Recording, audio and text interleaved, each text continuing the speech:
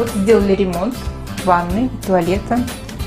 Выбрали фирму «Почему только сразу» и не пожалели.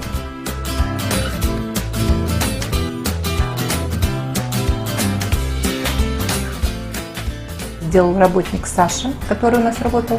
Сделал очень хорошо, все аккуратненько, старался очень. И, в общем, рекомендуем этого работника.